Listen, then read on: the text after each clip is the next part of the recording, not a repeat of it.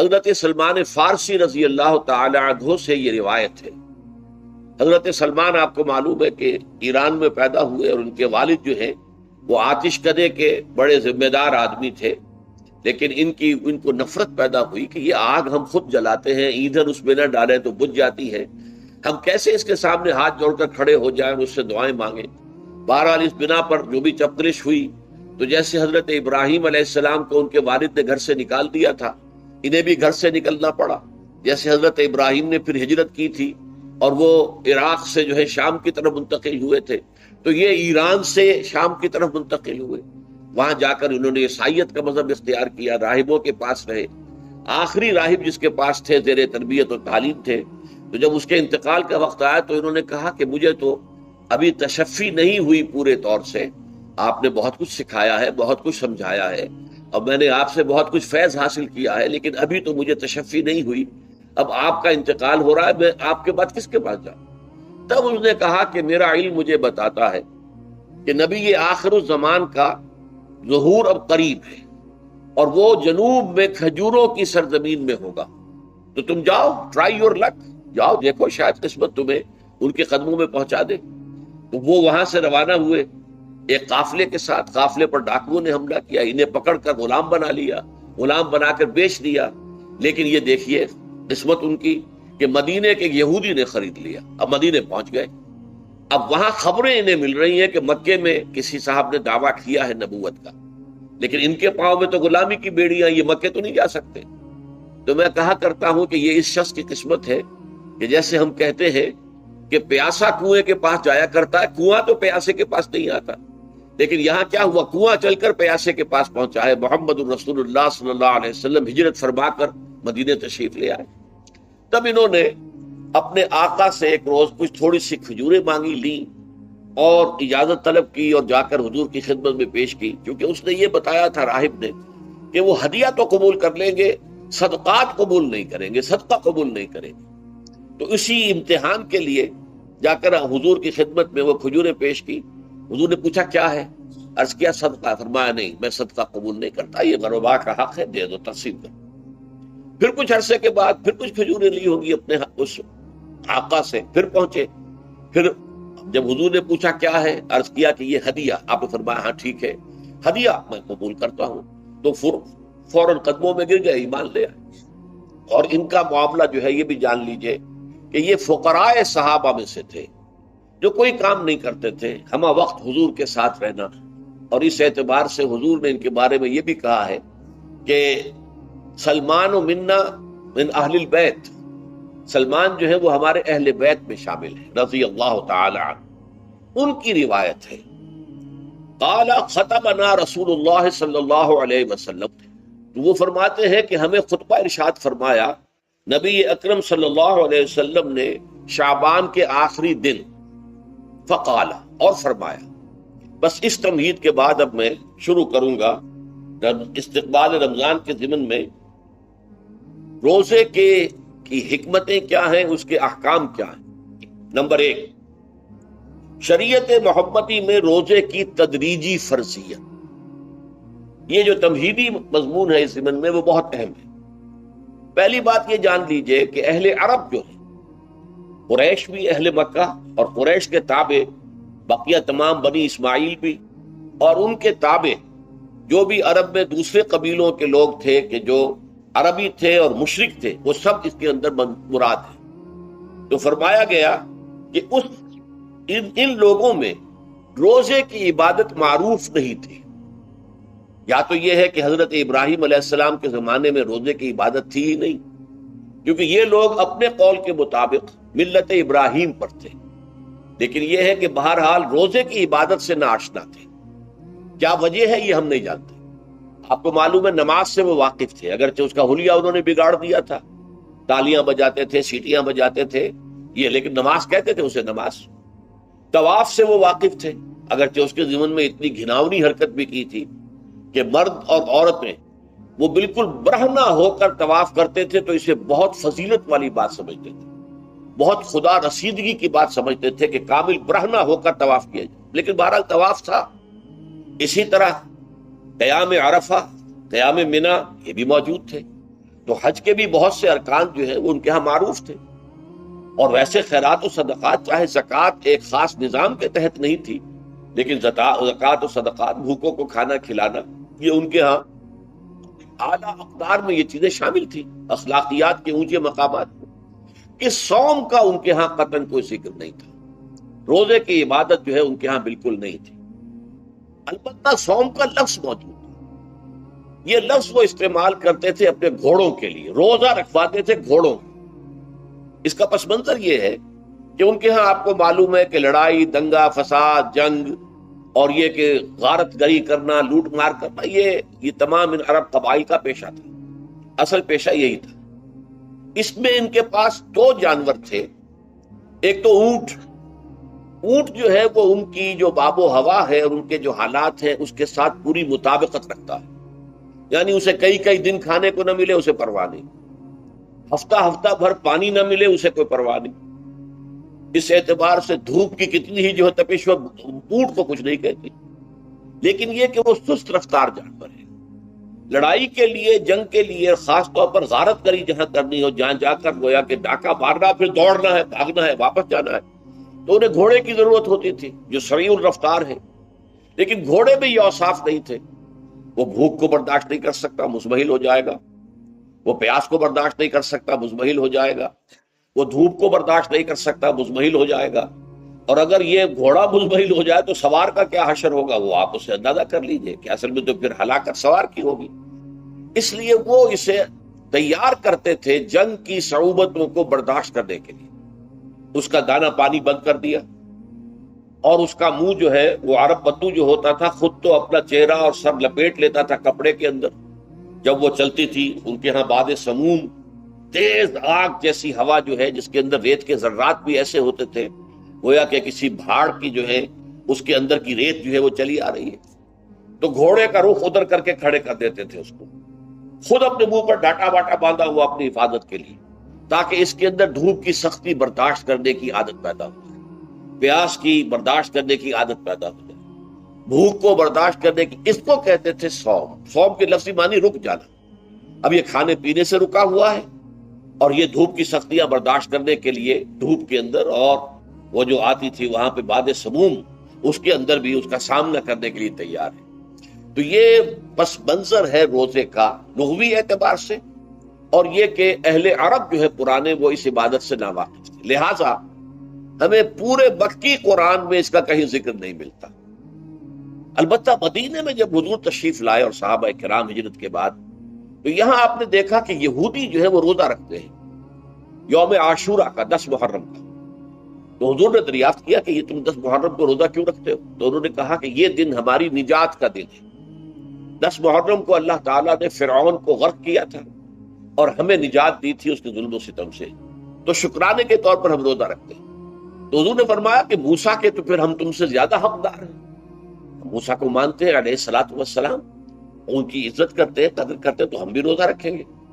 تو آپ نے صحابہ کو حکم دیا کہ عاشورہ کا روزہ رکھا۔ پھر کچھ عرصے کے بعد اللہ تعالیٰ کی طرف سے حکم آ گیا، اور یہ حکم جو ہے اس رکوع کی پہلی آیت کے اندر ہے، یا ایھا الذین آمنوا کتب علیکم الصیام کما کتب علی الذین من قبلکم لعلکم تتقون۔ لیکن جیسا کہ میں بعد میں بتاؤں گا، یہ حکم صوم رمضان کا نہیں ہے، بلکہ یہ کہ اللہ کے حکم سے پہلے 3 دن کے روزے فرض کیے گئے، ہر مہینے کی 13ویں، 14ویں اور 15ویں تاریخ کو روزہ رکھو۔ اس میں بڑی حکمت تھی، چونکہ یہ عرب عادی نہیں تھے روزے کے، تو انہیں تدریجاً کھو کر کرنا تھا۔ ظاہر بات ہے کہ 30 دن جو ہے وہ تو ایک بڑی مدت ہے، اور ظاہر بات ہے کہ مئی کا مہینہ بھی آ جائے گا، اس میں جون بھی آئے گا، جولائی بھی آئے گا، قیامت خیز مہینے آ جائیں گے، تو بڑی ہمت جواب دے جائے گی۔ تو پہلے روزہ ہر مہینے 3 روزے رکھنے کی ان کو مشق کرائی جائے تاکہ یہ عادی ہو۔ یہ 3 روزے اگر مئی میں بھی آ گئے، جون میں بھی آ گئے، تب بھی ٹھیک ہے، اس کو انسان 3 دن کی تو مشقت برداشت کر سکتا ہے۔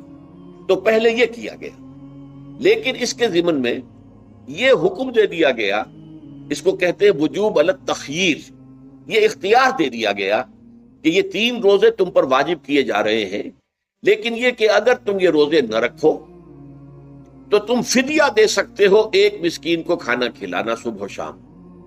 یہ ہے وجوب علی التخییر، دوسری رعایت یہ دی گئی کہ اگر کوئی شخص ان 3 تاریخوں میں بیمار ہو یا سفر پر ہو تو وہ تعداد دوسرے دنوں میں پوری کر لے۔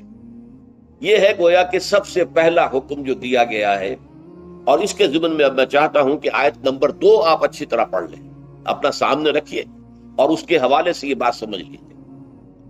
ایام معدودات، یہ دن ہیں چند گنتی کے۔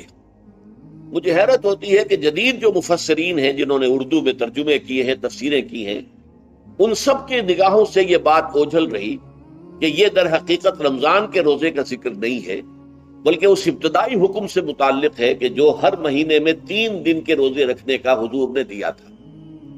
لیکن یہ کہ میرا اپنا ذاتی واقعہ یہ ہے زندگی کا، اور یہ اہم واقعات میں سے ہے، میں جب میڈیکل کالج میں پڑھتا تھا، سمجھیے 19-20 سال کی میری عمر، اس وقت بھی مجھے یہ احساس ہوا تھا کہ یہ جو 2 آیات آئی ہیں یہاں ایک دوسرے کے تقابل میں، یہ بیک وقت نازل نہیں ہو سکتے، ان میں وقفہ ہوگا، اور یقیناً پہلا حکم کسی اور پس منظر میں ہے، دوسرا حکم جو بعد میں ہم دیکھیں گے وہ کسی اور پس منظر میں ہے۔ تو میری رائے یہ تھی، اور میں اس پر قائم بھی تھا، بیان بھی کرتا تھا، لیکن ڈرتا تھا، اس لیے کہ اس وقت تک جتنی تفسیریں میں نے دیکھی تھی، ترجمے دیکھے تھے، ان میں سے کسی نے یہ بات کہی نہیں تھی۔ تو ایک آدمی اپنی رائے کے اوپر اتنی بڑی بات کہہ دے تو میں ڈرتا رہتا تھا، لیکن کہتا تھا کہ میری رائے یہی ہے۔ پھر اتفاق سے جماعت اسلامی ہند کا ترجمان ہوتا تھا ماہنامہ زندگی، عروج احمد قادری صاحب اس کے مدیر تھے۔ وہ جو ایک پرچہ آیا اس میں انہوں نے تنقید کی تھی مولانا سید انور شاہ بخاری رحمۃ اللہ علیہ پر، کہ ان کشمیری رحمۃ اللہ علیہ سے ان کے اوپر یہ تنقید کی تھی کہ انہوں نے یہ عجیب بات کہہ دی ہے کہ یہ جو حکم ہے یہ رمضان کا نہیں ہے، بلکہ رمضان سے پہلے جو حضور نے حکم دیا تھا 3 دن کے روزے رکھنے اس سے متعلق ہے۔ اب مجھے اس کے اوپر پورا اطمینان ہو گیا کہ اگر سید محمد انور شاہ کاشمیری رحمۃ اللہ علیہ کی رائے یہ ہے تو متفق گردید رائے بو علی بارائے من، مجھے اب اس سے زیادہ اور کسی سند کی ضرورت نہیں۔ بعد میں نے جب تفسیر کبیر امام راضی رحمۃ اللہ علیہ کی اس کا بھی مطالعہ شروع کیا تو میں حیران ہوا کہ سلف میں تو یہ رائے کثرت سے موجود تھی۔ کیا سبب ہوا ہے کہ آج کے دور کے جو مترجمین اور مصنفین ہیں ان کی نگاہوں سے بالکل یہ بات اوجھل ہو گئی؟ اس معاملے کو میں حل آج تک نہیں کر سکا، لیکن اب میں پورے تیقن سے آپ سے کہہ رہا ہوں کہ یہ جو پہلی 2 آیتیں ہیں ان کا تعلق صوم رمضان سے نہیں ہے، بلکہ ان کا تعلق ہے وہ 3 دن کے۔ اس کی سب سے بڑی دلیل اس کے اندر موجود ہے ایام معدودات، گنتی کے چند دن۔ اب 30 یا 29 دن جو ہے وہ گنتی کے چند دن نہیں ہو سکتے، وہ اچھی بڑی تعداد ہے۔ پھر یہ ہے کہ یہ معدودات جو ہے اس کو کہا جاتا ہے جمع قلت، یہ زیادہ سے زیادہ 9 پر اس کا اطلاق ہوتا ہے، اس وزن پر جو جمع آتی ہے۔ اور اس میں جو ہے خود قرآن مجید میں حج کے سلسلے میں منا کے قیام کے ضمن میں الفاظ آئے ہیں، ایام معدودات فمن تعجل فی یومین فلا اسم علیہ ومن تاخر فلا اسم علیہ۔ منا میں قیام ہے گنتی کے چند دن، تو جو 2 دن ہی میں جلدی کر کے وہاں سے واپس ہو جائے اس میں بھی کوئی اس گناہ نہیں ہے، اور جو مؤخر کر کے 3 دن پورے کرے اس پر بھی کوئی گناہ نہیں۔ تو وہاں پر بھی نظیر موجود ہے کہ 2 یا 3 دن پر اس کا اطلاق ہو رہا ہے۔ تو یہاں پر ایام معدودات سے لازماً یہ مراد ہے کہ یہ 3 دن جو ہے ہر مہینے میں 13ویں، 14ویں، 15ویں، در حقیقت اس روزے سے متعلق یہ آیت آ رہی ہے۔ اور یہ بھی نوٹ کر لیجئے کہ رمضان کے روزے کی فرضیت کے بعد بھی حضور کا معمول اور آپ کے صحابہ کا، اور جو بھی ہمارے ہاں اتباع کرتے ہیں حضور صلی اللہ علیہ وسلم کا نوافل میں بھی ان کا یہ معمول ہے۔ ہر مہینے میں یہ 3 روزے حضور بعد بھی رکھتے تھے، اور آپ کے بہت سے صحابہ رکھتے تھے، اور آج بھی ہمارے ہاں بہت سے لوگ جو دیندار ہیں اور جن کے اندر یہ جذبہ ہے اتباع سنت کا، وہ کرتے ہیں۔ 13ویں، 14ویں اور 15ویں تاریخوں کا ان کو ایام 20 کہتے ہیں۔ اس کی راتیں روشن ہوتی، 13ویں رات، 14ویں رات، 15ویں رات، چاند جو ہے اس کے اندر آپ کو معلوم ہوتا ہے 14ویں کو تو مکمل ہوتا ہی ہے، 13ویں اور 15ویں کا بھی تقریباً مکمل ہے۔ تو ایام 20 کے روزے جو ہیں بعد میں بھی برقرار رہے ہیں، لیکن نفلت، فرض اس کے بعد جو ہے وہ رمضان ہو گئے۔ ایام معدودات یہ دن ہیں گنتی کے۔ فمن کان منکم مریض او علی سفر فعدۃ من ایام اخر، تو جو کوئی بھی تم میں سے ہو بیمار یا سفر پر تو وہ تعداد پوری کر لے دوسرے دنوں۔ گویا کہ اب اگلی کیا ایک تو یہ رعایت ہو گئی، دوسری رعایت وعلی الذین یطیقونہ فدیۃ طعام مسکین، اور ان لوگوں کے ذمے کے جو اس کی طاقت رکھتے ہوں، یعنی مریض بھی نہیں ہے، صحت مند ہے، روزہ رکھ سکتے ہیں، سفر بھی نہیں ہے، سفر پر نہیں ہے، مقیم ہے، روزہ رکھ سکتے، پھر بھی نہ رکھیں تو ان کے لیے بھی ایک اختیار، اسی لیے میں نے لفظ استعمال کیا تھا وجوب علی التخییر، واجب تو ہے لیکن اس میں ایک اختیار دے دیا گیا ہے۔ وہ اختیار کیا ہے؟ فدیۃ طعام مسکین، تو پھر یہ ہے کہ ایک مسکین کو کھانا کھلا دینا، فدیہ کہتے ہیں کسی چیز کا بدل ہو جائے، جیسے کہ جنگی مجرم ہے اس کا فدیہ ہے، گویا کہ اس کو دے کر وہ پھر آزاد ہو جائے گا، فدیہ اس کو کہتے ہیں۔ ففدیۃ طعام مسکین، لیکن یہ ہے کہ فمن تطوع خیرا فہو خیر اللہ، اور جو نیکی سے خیر کرنا چاہے مزید تو وہ اس کے لیے بہتر ہے، ایک کے بجائے 2 کو کھلائے، 3 کو کھلائے، 4 کو کھلائے، 10 کو کھلائے، تو یہ تو ترغیب ہے، لیکن کم سے کم ایک مسکین کو کھانا کھلانا 2 وقت کا۔ وَأَن تَصُومُوا خَيْرٌ لَكُمْ، اب دیکھیے یہ لفظ بول رہے ہیں، اگر تم روزہ رکھو تو یہ تمہارے حق میں بہتر ہے، یعنی اگرچہ اختیار تمہیں دے دیا ہے، اختیار یہ ہے کہ روزہ رکھو، اگر نہ رکھو تو فدیہ دے دو ایک مسکین کا کھانا، لیکن اگر تم روزہ رکھو، ان کنتم تعلمون، اگر حقیقت میں تم علم رکھتے ہو کہ روزے کے اندر کیا کیا برکات ہیں، تو تمہیں روزہ لازماً رکھنا چاہیے۔ تشویق اور ترغیب موجود ہے، لیکن یہ کہ اس کی فرضیت یا وجوب نہیں ہے۔ یہ تھا ابتدائی حکم روزے کی ضمن میں۔ اب اس کے بعد اگلی آیت جو ہے اس کے بھی پہلے حصے کو مت پڑھیے، شہر رمضان الذی انزل فیہ القرآن، اس کے بارے میں تو بعد میں گفتگو ہوگی، بینات من الہدی والفرقان، لیکن اگلا جملہ فمن شہد منکم الشہر فلیصم، اب یہ رمضان کے روزے کی فرضیت کا حکم آیا۔ رمضان کا مہینہ وہ ہے جس میں قرآن نازل کیا گیا، اس کے بارے میں جیسا کہ میں نے عرض کیا پھر بعد میں عرض کروں گا، لیکن جو شخص بھی تم میں سے موجود ہو اس مہینے میں، اپنے گھر میں موجود ہے، اپنے شہر میں موجود ہے، سفر پر نہیں ہے، یا یہ ہے کہ جو شخص بھی اس مہینے کو پائے، اس کی زندگی میں یہ مہینہ آ جائے، یہ برکتوں کا ایک موقع اسے مزید حاصل ہو جائے، فلیصم، یہ امر کا صیغہ ہے، یہ وجوب ہے مطلقاً۔ اب اس میں جو 2 رعایتیں پہلے دی گئی تھی ان میں سے ایک کو برقرار رکھا، وَمَنْ كَانَ مَرِيضًا أَوْ عَلَى سَفَرٍ فَعِدَّةٌ مِّنْ أَيَّامٍ أُخَرَ، یہی وہ الفاظ ہیں جن کی بنا پر میرا گمان اس وقت بھی یہ تھا کہ یہ 2 بیک وقت نازل نہیں ہو سکتی آیات، یہ جو تکرار ہے بے معنی تکرار ہو جائے گی پھر اگر ایک ہی وقت میں نازل ہو رہی ہو، اور قرآن مجید کی فصاحت اور بلاغت سے یہ چیز بعید ہے کہ وہاں پر اس طرح کی تکرار بلا سبب ہو رہی ہو۔ قرآن میں اور بہت سی آیات ہیں جن میں کہ آپ کو معلوم ہے کہ پورا رکوع ہے سورہ مزمل کا، جس میں قیام اللیل کا حکم ہے، پھر اسی کے آخر میں وہ آیت شامل کر دی گئی ہے جو کم سے کم 1 سال بعد نازل ہوئی ہے، جس میں کہ رات کے قیام کا وجوب ختم کر دیا گیا، اور صرف یہ کہ جتنا بھی تم سے ممکن ہو سکا کرو، ضروری نہیں ہے کہ تہائی شب ہو، آدھی ہو، 2 تہائی ہو، جتنا بھی ممکن ہو قرآن پڑھا کرو رات کو، گویا کہ وہ فرضیت جو تھی قیام اللیل کی وہ ختم ہو گئی۔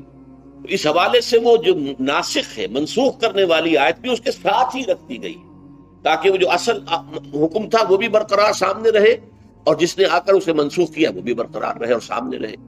اسی طرح یہاں پر بھی یہ حکم آیا، کتنے عرصے کے بعد آیا یہ مجھے معلوم نہیں، لیکن یہ کچھ عرصے کے بعد آیا ہے کہ رمضان کا مہینہ وہ ہے کہ جس میں قرآن نازل کیا گیا۔ اب جو شخص بھی اس مہینے کو پائے اس پر لازم ہے کہ اس کے روزے رکھے، من کان مریضا او علی سفر، جو شخص ہو مریض، بیمار ہو یا سفر پر ہو، فعدۃ من ایام اخر، تو وہ تعداد پوری کر لے دوسرے دنوں میں۔ یرید اللہ بکم اليسر ولا یرید بکم العسر، اللہ تمہارے ساتھ آسانی چاہتا ہے، سختی نہیں چاہتا۔ یہ اصل میں کیوں کہا ہے اس کی وجہ سمجھ لیجئے، آج بھی آپ کو اپنے ہاں ایسے لوگ مل جائیں گے جن کا تقویٰ کا تصور اتنا غلط ہو گیا ہے کہ 104 درجے کا بخار ہے، روزہ چھوڑنے کو تیار نہیں۔ بھلے آدمیوں، اللہ نے تمہیں ایک رخصت دی ہوئی ہے تو خام خواہ اپنے اوپر یہ شدت کیوں لے رہے؟ لیکن لیتے ہیں، روزہ چھوڑنے کو تیار، روزہ قضا نہیں کرتے، سفر پر جا رہے ہیں اور روزہ قضا کرنے کو تیار نہیں۔ ایک موقع پر ایک غزوے کے دوران ایسا ہوا کہ کچھ لوگوں نے روزہ رکھا ہوا تھا، لیکن وہ اتنے یوں سمجھیے مزمحل ہو گئے کہ جب پڑاؤ پر پہنچے تو جن کا روزہ نہیں تھا انہوں نے تو بڑی چاق و چوبند طریقے سے خیمے نصب کیے، سارا بندوبست کیا، اور یہ جا کر بے سود ہو کر بے ہوش ہو کر گر پڑے۔ تو حضور نے فرمایا ان کو دیکھ کر، لیس من البر الصیام فی السفر، سفر میں روزہ رکھنا یہ کوئی نیکی کا کام نہیں ہے، یہ نیکی کا غلط تصور ہے کہ جو تم نے اپنے اختیار کر لیا. یہ تمہارے اندر تشدد پسندی پیدا ہو رہی ہے. دین کے احکام میں جو مقصد ہے وہ کیا ہے؟ یرید اللہ بکم اليسر ولا یرید بکم العسر.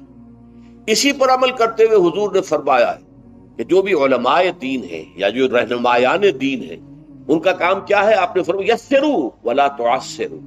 دیکھو آسانیاں پیدا کرو، سختیاں پیدا نہ کرو. دین میں سختیاں پیدا کرنا بھی وہ اسر اور اغلال بن جاتا ہے کہ جس کو رفع کرنے کے لیے اور جس سے لوگوں کو، یہودیوں کو اور تمام اہل کتاب کو نجات دینے کے لیے اللہ تعالیٰ نے اپنے رسول محمد صلی اللہ علیہ وسلم کو بھیجا. وَيَضَعُ عَنْهُمْ إِصْرَهُمْ وَالْأَغْلَالَ الَّتِي كَانَتْ عَلَيْهِمْ. کہ جہاں وہ نیکی کا حکم دیتے ہیں، بدی سے روکتے ہیں، پاکیزہ چیزوں کو حلال ٹھہراتے ہیں اور خبیث چیزوں کو، ناپاک چیزوں کو حرام قرار دیتے ہیں، وہیں وہ لوگوں کے اوپر سے وہ بوجھ بھی ختم کرتے ہیں کہ جو انہوں نے خام خواہ اپنے اوپر لاد لیے. تو ان میں سے یہ بھی ہے کہ یہ نیکی کا کام نہیں ہے کہ آپ سفر میں ہیں اور روزہ رکھ رہے ہیں. یرید اللہ بکم اليسر ولا یرید بکم العسر وَلِتُكْمِلُوا الْعِدَّةَ. لیکن یہ بات واضح رہے کہ اب تمہارے لیے تعداد کو پورا کرنا لازم ہے. یہ نہیں ہے کہ آپ اس کی جگہ پر فدیہ دے دیں تو بات پوری ہو جائے گی. نہیں، روزے کی تعداد آپ کے رمضان میں 2 روزے 3 روزے چھوٹ گئے بیماری کی وجہ سے، ٹھیک ہے، لیکن دوسرے دنوں میں اس کی قضا دینی لازم ہے. وہ روزے رکھنے جو ہیں آپ پر لازم ہے. ان کا کوئی بدل جو ہے وہ فدیہ نہیں ہو سکتا. البتہ یہ نوٹ کر لیجئے، یہ حکمت نبوی ہے کہ یہاں اگرچہ وہ فدیے کا حکم جو ہے گویا کہ بظاہر قرآن مجید کے الفاظ سے محسوس ہوتا ہے کہ مطلقاً منسوخ ہو گیا، لیکن حضور نے اس کو خاص حالتوں میں باقی رکھا ہے. کوئی شخص اتنا بوڑھا ہو چکا ہے یا خاتون اتنی بوڑھی ہو چکی ہے کہ دن بھر کا فاقہ جو ہے اس میں اندیشہ ہے کہ کہیں ہلاک نہ ہو جائے. کوئی مریض ہے، مرد ہے یا عورت ہے، وہ ڈائبٹیز کی مریضہ ہے، اس کو وہ شوگر کا مرض ہے اور وہ اس کو برداشت نہیں کر سکتی، شوگر لیول بہت نیچے ہو جائے تو موت واقع ہو سکتی. کوئی ایسا مریض ہے جس کو مرض سے شفا پانے کی اب کوئی امید ہے ہی نہیں کہ میں مرض سے شفا پا جاؤں گا یا پا جاؤں گی تو اس کے بعد میں روزہ مکمل کر دوں گی. نہیں، ایسے لوگوں کے لیے حضور نے اس رعایت کو برقرار رکھا کہ ایسے لوگ اگر ایک مسکین کو کھانا کھلا دیں تو یہ فدیہ بن جائے. لیکن جو بھی شخص صحت مند ہو اور صحت کی توقع رکھتا ہو اور جو شخص بھی طاقت رکھتا ہو روزے کا قضا کر دینے کا، اس کے لیے لازم ہے کہ روزوں کی قضا کرے. وَلِتُكْمِلُوا الْعِدَّةَ وَلِتُكَبِّرُوا اللَّهَ عَلَى مَا هَدَاكُمْ. اور تاکہ تم اللہ کی کبریائی کا اعلان کرو اس چیز پر کہ جو اس نے تمہیں ہدایت عطا فرمائی. اب اس کا ایک تو ظاہر ہے کہ جب روزے ختم ہوتے ہیں عید الفطر میں، تکبیر، اضافی تکبیرات کے ساتھ 2 رکعتیں ہیں جو ہم ادا کرتے ہیں. احناف کے نزدیک 6 اضافی تکبیرات ہیں اور اہل حدیث کے نزدیک 12 ہیں، لیکن تکبیرات ہیں اضافی. اور یہ کہ جاتے ہوئے اور آتے ہوئے عید کے لیے آپ جا رہے ہیں تو تکبیرات پڑھتے ہوئے جائیے، واپس آ رہے ہیں تکبیر پڑھتے ہوئے آئیے. اور یہ بھی کہ جاتے ہوئے راستہ کوئی اور، آتے ہوئے راستہ کوئی اور اختیار کیجئے تاکہ پورا شہر، پوری بستی جو ہے تکبیر کی آواز سے گونج جائے. یہ ظاہر ہے. باطن اس کا کیا ہوگا؟ اللہ کی کبریائی کا اعلان کرو، اللہ کی کبریائی کو نافذ کرنے کی کوشش کرو. جب اللہ نے تمہیں ہدایت دے دی ہے، تمہیں اپنے دین حق سے نواز دیا ہے، اب تمہارا فرض ہے کہ اس کو قائم کرو، اس کے لیے جد و جہد کرو، اس کے لیے تن من دھن لگاؤ، اس کے لیے جان اور مال سے جہاد کرو. وَلِتُكَبِّرُوا اللَّهَ عَلَى مَا هَدَاكُمْ وَلَعَلَّكُمْ تَشْكُرُونَ. اور تاکہ تم واقعتاً شکر کرو. اس پر بھی گفتگو بعد میں ہوگی. یہ حکمت صوم کے حوالے سے ہے یہ لفظ. اس کے بعد جو ہے ایک آیت چھوڑ کر پھر اگلی 5ویں آیت پڑھیے. یہ ہے تکمیلی احکام. ابتدائی احکام آ گئے، نمبر 2 میں صوم رمضان کا حکم آ گیا. نمبر 3 پر ہوا کیا تھا کہ جب روزوں کا حکم دیا گیا تو چونکہ مثال آپ نے رکھی تھی یہود کی کہ یہود جو ہے عاشورہ کا روزہ رکھتے ہیں تو ہم بھی کیوں نہ رکھیں، مسلمانوں تم بھی رکھو. اس سے گمان یہ کیا گیا کہ جو احکام یہود کی شریعت میں ہیں روزے کے، شاید وہی ہماری شریعت میں بھی ہے. اور ان کی شریعت میں یہ تھا کہ رات کو سو گئے تو روزہ شروع ہو گیا، اور وہ روزہ اب نہ کوئی سحری ہے نہ رات میں کے دوران کوئی میاں اور بیوی جو ہے وہ ہم بستری کر سکتے ہیں، بلکہ یہ کہ وہ روزہ صبح سے لے کر پھر جب رات کے بعد صبح آئے گی، صبح سے پھر دوپہر اور شام اور غروب آفتاب پر جا کر روزہ ختم ہوگا. گویا کہ کم و بیش 20 گھنٹے کا روزہ یا 21 گھنٹے کا روزہ، کیونکہ اگر غروب آفتاب کے 3 گھنٹے کے بعد آدمی سو گیا تو وہاں سے جو روزہ شروع ہوا ہے تو غروب آفتاب پر اگلے روز جو ہے وہ ختم ہوگا، تو ہو جائے گا 20-21 گھنٹے کا روزہ۔ یہ روزے کا حکم لوگوں نے سمجھا، اس کی صراحت کوئی نہیں تھی، لیکن لوگ جو ہے کیونکہ صراحت منفی بھی نہیں تھی مثبت بھی نہیں تھی، لہذا وہ رات کے وقت میں جب دن ہوتے تھے روزوں کے، ان کی راتوں میں وہ اپنی جو بھی ایک طبعی ضرورت ہے، جو ہم بستری ہے میاں اور بیوی کی، شوہر اور بیوی کی، وہ کر گزرتے تھے جذبات کے اندر، جو بھی اس وقت ان کی احتیاج ہوئی۔ دل میں کھٹک رہتی تھی کہ پتہ نہیں ہم نے یہ صحیح کام کیا نہیں کیا، غلط کیا، تو اس سے یہ کہ ظاہر بات ہے کہ پھر قرآن مجید اسے قرار دے رہا ہے اپنے آپ سے خیانت کرنا۔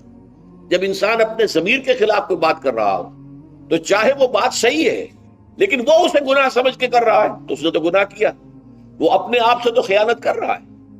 ایک شخص ہے وہ بکری کا گوشت کھا رہا ہے لیکن سمجھتا یہ کہ یہ سور کا گوشت ہے، تو اس نے تو سور ہی کھایا نا، اس نے بکری کا تو نہیں کھایا، لیکن اس نے سمجھا یہ کہ یہ سور کا گوشت کھا رہا ہے۔ تو اس حوالے سے ایک دغدغہ سا دل میں رہتا تھا، پریشانی۔ تو اب جو یہ 5ویں آیت ہے، طویل ترین آیت ہے اس سلسلے کی، اس میں روزے کے تکمیلی احکام آ گئے جو ابدی ہیں، آج تک قائم ہیں اور قیامت تک قائم رہیں گے۔ فرمایا احل لکم لیلۃ الصیام الرفث الی نسائکم، اے مسلمانوں روزے کی راتوں میں تمہارے لیے حلال کر دیا گیا ہے اپنی بیویوں سے اپنی خواہش کا پورا کرنا۔ رفث الی نسائکم ہن لباس لکم وانتم لباس لہن، وہ تمہارے لیے بمنزلہ لباس ہیں، جیسے لباس کے اور انسان کے بدن کے درمیان کوئی حجاب نہیں ہوتا، ایسے ہی شوہر اور بیوی کے درمیان بھی کوئی حجاب نہیں رہتا۔ ہن لباس لکم وانتم لباس لہن، اور ویسے بھی ایک معنی میں کہ جیسے لباس آپ کو گرمی کی شدت سے بچاتا ہے، ورنہ ہو سکتا ہے کہ تیز دھوپ جو ہے جو عرب میں ہوتی تھی وہ تو آپ کی کھالوں کو جلا دے، تو یہ حفاظت کا ایک ذریعہ بھی ہے۔ اسی طریقے سے شوہر کے لیے بیوی اپنی عفت و عصمت کو برقرار رکھنے کے لیے ایک ذریعہ ہے کہ کہیں حرام میں منہ نہ مارے، بیوی موجود ہے، حلال ذریعے سے اپنی خواہش پوری کرے۔ اور بیوی کے لیے شوہر اسی طریقے سے ایک ڈھال بن جاتا ہے کہ اسے خام خواہ ادھر ادھر دیکھنے کا کوئی خیال بھی کبھی نہ آئے، اس کی جو بھی نفسانی خواہش ہے اس کی شوہر پورا کر رہا ہے۔ تو اس اعتبار سے بھی ہن لباس لکم وانتم لباس لہن۔ علم اللہ انکم کنتم تختانون انفسکم، اللہ کے علم میں ہے کہ تم اپنے آپ سے خیانت کر رہے تھے۔ اس کی وضاحت میں پہلے کر چکا ہوں کہ دل میں یہ دغدغہ تھا کہ یہ حرام کام اور کر رہے ہیں، یہ گویا کہ اپنے آپ سے خیانت، اللہ سے بغاوت نہیں تھی۔ کیوں کہ اللہ تعالیٰ کی طرف سے تو حکم تمہیں معلوم تھا ہی نہیں ابھی، آیا اس کی اجازت ہے یا نہیں ہے، لیکن اپنے آپ سے تو خیانت کر رہے ہو نا، تم یہ سمجھ رہے تھے کہ یہ نہیں ہونا چاہیے، یہ گویا کہ ممنوع ہے اور کر رہے تھے، تو اس کو کہا کہ تم اپنے آپ سے خیانت کر رہے تھے۔ علم اللہ انکم کنتم تختانون انفسکم فتاب علیکم، تو اللہ نے تم پر اپنی رحمت اور مغفرت کے ساتھ توجہ فرمائی، یعنی جو کچھ اب تک ہو چکا ہے اسے اللہ نے معاف کر دیا، اسے صاف کر دیا، کلین سلیٹ۔ اب تمہارا جو اعمال نامہ ہے اس میں اس طرح کا اگر کوئی عمل درج ہو گیا ہے تو وہ اللہ نے صاف کر دیا، وعفا عنکم، اور تمہیں معاف بھی کر دیا ہے۔ فالآن باشروہن، تو اب تم ان کے ساتھ جو بھی تعلق زن و شو ہے اس کو اختیار کر سکتے ہو۔ فالآن باشروہن وابتغوا ما کتب اللہ لکم، اور حاصل کرو وہ کچھ جو کچھ اللہ نے تمہارے لیے لکھ دیا ہے۔ یہ تعلق زن و شے سے دو چیزیں ہیں کہ جو مقصود ہیں، ایک تو سب جانتے ہیں اولاد، ہر انسان کی خواہش ہوتی ہے کہ میری نسل کا تسلسل باقی رہے، لیکن نمبر 2 ایک شے اور ہے، قرآن مجید میں بیان کیا گیا بلے تسکنو الیہا، اس میں ایک سکون ہے، اس میں جو بھی ہے، جو بھی عمل ہے مباشرت کا، اس میں ایک اعصابی طور پر سکون کی کیفیت انسان کو حاصل ہوتی ہے، تو یہ بھی مطلوب و مقصود ہے۔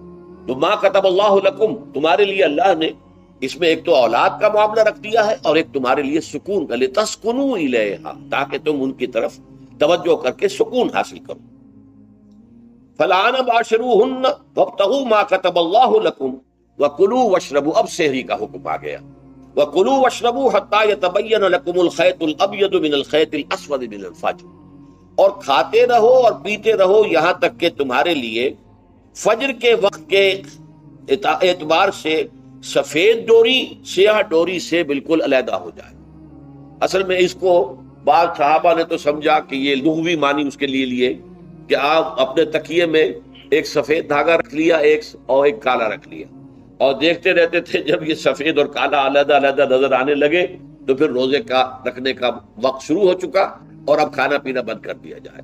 فرمایا گیا یہ مراد نہیں ہے، یہ جب پاؤ پھٹتی ہے تو اس کے اندر ایک سفید سی لکیر جو ہے افق کے اوپر آتی ہے، یہ ہے مراد کہ وہ جو سفید لکیر ہے وہ ظاہر ہو جائے اور وہ رات کے اختتام کا گویا کہ ایک اعلان اور علم بن جائے۔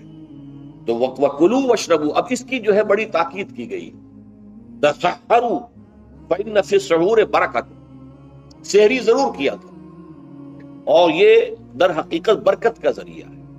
یہ بھی آپ نے فرمایا ہمارے اور یہود کے روزے کے مابین جو فرق ہے وہ سحری ہے، یہ سحری، کیونکہ روزہ جو ہے وہ فجر سے لے کر اور غروب آفتاب تک ہے، طلوع آفتاب سے نہیں، فجر سے، جبکہ وہ سفیدہ سحر جس کو ہم کہتے ہیں نمودار ہو جائے، طلوع آفتاب کو ابھی 1.5 گھنٹے بعد ہوگا کہیں جائے، لیکن اس وقت جو ہے روزہ شروع، غروب آفتاب پر ختم۔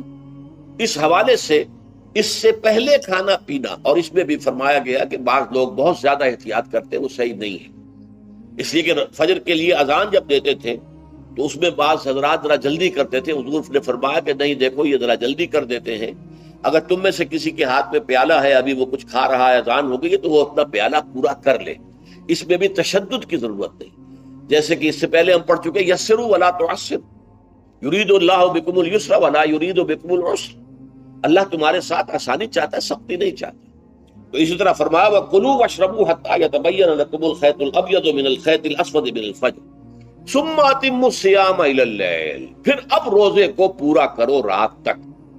إِلَى اللَّيْلِ میں پھر بڑی بحثیں ہوئی ہیں، اس لفظ کی مناسبت سے اہل تشیع اس کے قائل ہیں کہ جبکہ خوب اندھیرا ہو جائے، لیکن اہل سنت کا اجماع ہے کہ غروب آفتاب اس سے مراد ہے، اس لیے کہ آغاز رات کا غروب آفتاب کے ساتھ، اور اس میں بھی احادیث کے اندر آیا ہے کہ تعجیل کرنی چاہیے۔ بعض لوگ وہی جو میں نے عرض کیا کہ تقویٰ کے تحت جو ہے جیسے کہ سفر میں بھی روزے رکھتے ہیں یا 104 بخار کے درجے میں بھی وہ روزہ قضا کرنے کو تیار نہیں ہوتے، ایسے ہی وہ تاخیر کرتے ہیں اپنے تقوی کے حساب سے، کہیں ایسا نہ ہو، کوئی غلطی نہ ہو جائے، کہیں یہ نہ ہو جائے، کہیں وہ نہ ہو جائے، تو پھر اس کے اندر وہ افطار میں، تو آپ نے فرمایا کہ قوم جو ہے اسی وقت صحیح رہے گی جبکہ وہ افطار میں عجلت سے کام، یعنی سحری کے اندر بہت زیادہ جلدی کرنے کی ضرورت نہیں، اگر اذان ہو رہی ہے اس کے دوران بھی اگر کچھ کھا پی رہے ہو تو کھا پی لو، مکمل کرو۔ اسی طریقے سے افطار کے اندر جو ہے وہ تاخیر کرنے کی ضرورت نہیں، سورج کے غروب کے ساتھ افطار کر لو۔ وَلَا تُبَاشِرُوهُنَّ وَأَنْتُمْ عَاكِفُونَ فِي الْمَسَاجِدِ، ہاں اپنی بیویوں سے تم مباشرت نہ کرو، تعلق زن و شو قائم نہ کرو جبکہ تم مسجدوں کے اندر معتکف، یہ اعتکاف کا ذکر ہو گیا۔ رمضان کے آخری عشرے میں یہ اعتکاف جو مسنون ہے کہ 21ویں شب سے شروع ہو جائے گا، یعنی 20واں روزہ ختم ہوا اس کے ساتھ یہ اعتکاف شروع ہو گیا، اور پھر اعتکاف مسنون جو ہے وہ جب تک کہ چاند نظر نہ آ جائے شوال کا، عید کا، اس وقت تک یہ اعتکاف جاری رہے گا۔ یہ ہے مسنون اعتکاف، اس کی کیا حکمت ہے وہ میں بعد میں عرض کروں گا۔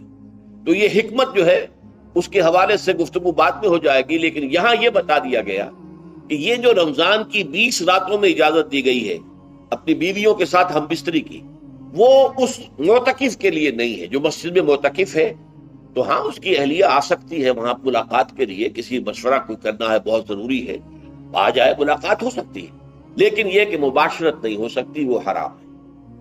فرمایا وَلَا تُبَاشِرُوهُنَّ وَأَنْتُمْ عَاكِفُونَ فِي الْمَسَاجِدِ تِلْكَ حُدُودُ اللَّهِ، یہ اللہ کی حدود ہیں، شریعت اسلامی کی یہ حدود ہیں، فَلَا تَقْرَبُوهَا، تو ان کے قریب تک مت جاؤ۔ قرآن مجید میں اس اعتبار سے دو انداز تعبیر ہے کہ اللہ کی حدود ہے فَلَا تَعْتَدُوهَا، یہ اللہ کی حدود ہے، ان سے تجاوز نہ کرو، اس حد کو پھلانگ نہ جاؤ، اس حد سے آگے نہ گزر جاؤ۔ یہاں ہے تقربوها، اللہ تعالیٰ کی حدود کے قریب تک نہ جاؤ۔ اس کی وجہ ایک حدیث میں بیان کر دی گئی ہے کہ جیسے ہر بادشاہ کی ایک چراگاہ ہوتی ہے، وہ صرف شاہی جو بھی ہیں جانور ہیں ان کے، یا گھوڑے ہیں یا کوئی اور ہیں، ان کے چرنے کے لیے ہے، وہاں پہ کوئی رعایت کا کوئی آدمی اپنی بھیڑ بکریاں وغیرہ نہیں لے جا سکتا، وہ حما کہلاتا تھا کہ یہ شاہ کے کے لیے مخصوص ہے، لکل ملک حمن وحم اللہ محارمہ، اللہ بھی بادشاہ ہے کائنات کا، ارض و سما کا، اس نے بھی جن چیزوں کو حرام کر دیا ہے وہ حما ہے، اس میں داخل نہیں ہونا تمہیں۔ تو فرمایا کہ جو چرواہا اپنی بھیڑوں کو بالکل اس کی آخری حد تک لے جائے گا تو اندیشہ ہے کہ کوئی بھیڑ کوئی بکری چھلانگ لگائے اور اس چراگاہ میں داخل ہو جائے۔ اس لیے کیپ ایٹ اے ڈسٹینس، ایک فاصلے پر رہو۔ احتیاط کا تقاضا یہ ہے کہ اس آخری حد کے قریب نہ جاؤ، فلا تقربوہا، اس کے قریب نہ جاؤ۔ ان حدود کی تو سختی کے ساتھ پابندی کرنی ہے۔ ان کے لیے یہ ہے کہ ان کو نہ صرف یہ کہ ان سے تجاوز نہیں کرنا، بلکہ ان سے ذرا کچھ فاصلے ہی پر اپنے آپ کو رکھنا ہے۔ کذالک یبین اللہ آیاتہ للناس، اسی طریقے سے اللہ تعالیٰ واضح کرتا ہے اپنی آیات کو لوگوں کے لیے، وَلَعَلَّهُمْ يَتَّقُونَ، اور تاکہ وہ پھر تقویٰ کریں، بچیں۔ جب احکام معلوم ہو گئے اب بچنا آسان ہے، جب احکام معلوم نہیں تو اندیشہ ہے کہ کہیں کسی حرام کے اندر جو ہے وہ ملوث ہو جائے۔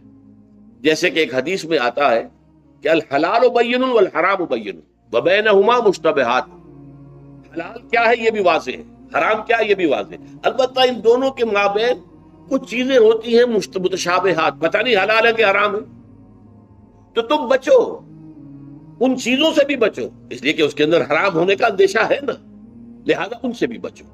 جو صریحاً حلال ہے اسی پر اکتفا کرو، جن کے بارے میں تعین نہیں ہو پا رہا ہے کہ وہ حلال ہیں، البتہ یہ بھی ثابت نہیں ہو رہا ہے کہ وہ حرام ہیں، تو ان سے یہ تقویٰ کا تقاضا ہے۔ اگرچہ قانونی اعتبار سے یہ کہا جائے گا کہ وہ مباح ہے، جس شے کی حرمت کا ثبوت ہمیں کتاب اللہ اور سنت رسول سے نہ ملے وہ مباح ہے، لیکن یہ ہے کہ تقویٰ کا تقاضا یہ، قانون کا تقاضا یہ کہ مباح کو آپ اختیار کریں گے تو آپ پر گرفت نہیں ہوگی، اس لیے کہ اس کی حرمت ثابت نہیں ہے، لیکن تقویٰ کا تقاضا یہ ہے کہ آپ صرف اس شے پر اکتفا کریں کہ جس کے حلال ہونے کے لیے ثبوت اور دلیل موجود۔